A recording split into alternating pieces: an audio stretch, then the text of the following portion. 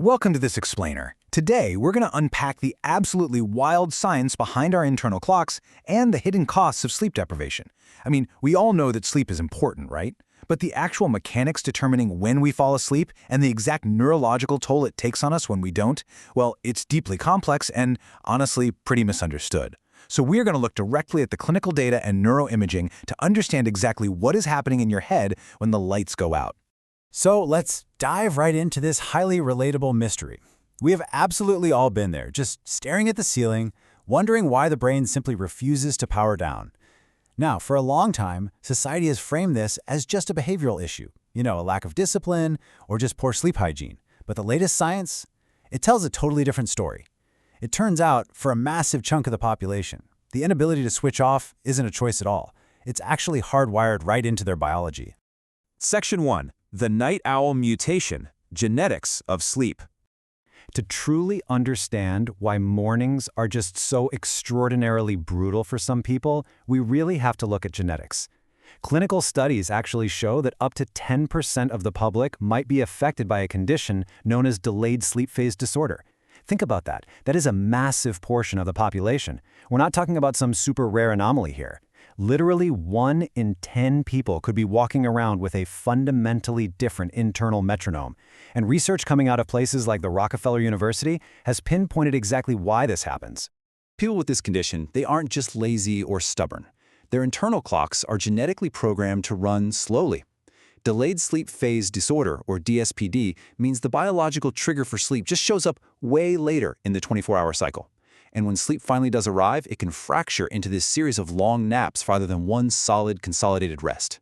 As you can imagine, this leads to some serious health and societal challenges, including much higher associations with anxiety, cardiovascular disease, and just an ongoing, exhausting struggle to conform to standard 9-to-5 schedules. Down at the cellular level, this genetic delay is just fascinating. See, in a normal internal clock, proteins act as activators that build up, which then produce inhibitors that suppress them. Once everything degrades, the cycle restarts, perfectly in sync with the Earth's rotation. Beautiful, right? But in DSPD, researchers found a mutation in the CR1 gene. This is just a single-point mutation, literally one incorrect letter in the genetic code, and it causes a tiny chunk of the resulting protein to just be missing. Because of this missing chunk, the clock's inhibitor stays active for far too long. It basically stretches the person's biological day by half an hour or more every single day. Section 2.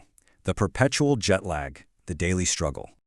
Let's see how this genetic delay builds into this agonizing daily struggle. Dr. Michael Young perfectly frames this mutation. He says, imagine flying across time zones every single day of your life. It's like having perpetual jet lag. Carriers of the CRY1 mutation essentially have longer days than the planet gives them. That means they are playing biological catch-up for their entire lives. When their morning alarm starts screaming at them, their cellular machinery is absolutely convinced it's still the middle of the night. We can clearly see the real-world impact of this mutation when we look at sleep midpoints. For non-carriers, the middle of their sleep cycle hits right around 4 a.m. But for carriers of the mutation, that midpoint is shoved way forward, falling somewhere between 6 a.m. and 8 a.m. Because of this drastic shift, society essentially forces these genetic night owls into a rigid 24-hour box that they are just entirely unsuited for, which leads directly into a state of chronic sleep deprivation. Section 3. Your brain without sleep, neurological cost. Okay, so what actually happens inside the brain when a night owl, or frankly anyone else, fails to get enough rest? Take a look at this fMRI scan. Notice the brain areas on the bottom.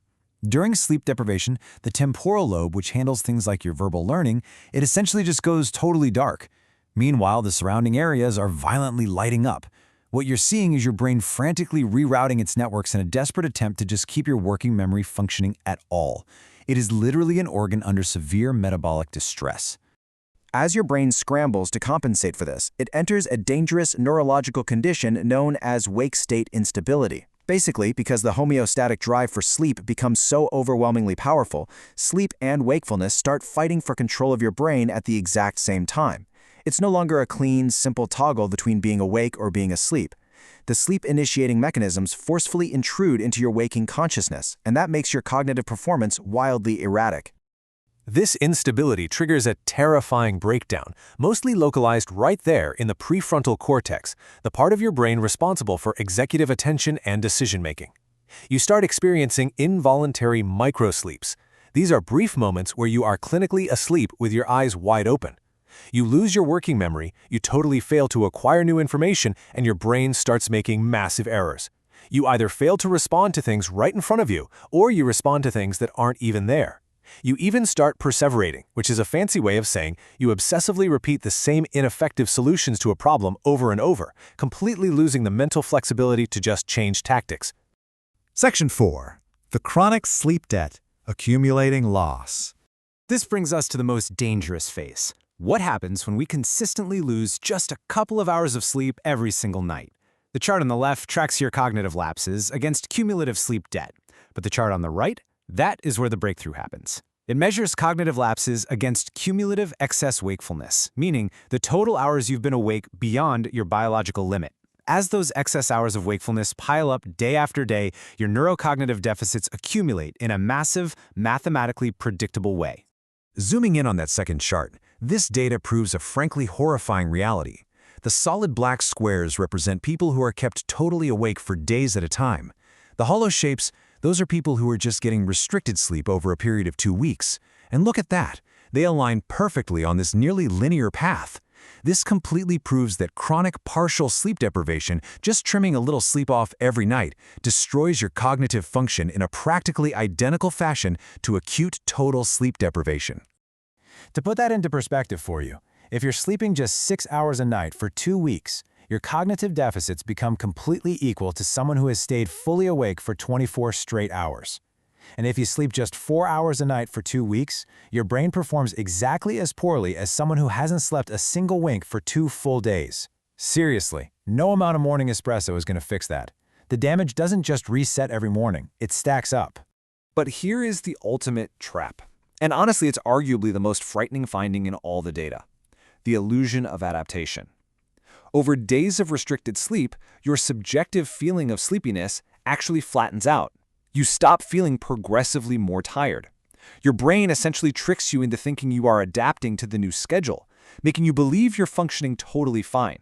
But the cognitive testing shows your actual performance is continuing to just plummet into severe impairment.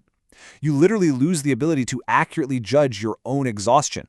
So, based on the science we've just unpacked, from the genetic mutations that literally force us to fight our internal clocks, to the fMRI scans of our brains just shutting down in real time, to the sheer mathematical accumulation of cognitive failure, well, we have to leave you with one final, kinda unsettling question to think about the next time you set your morning alarm.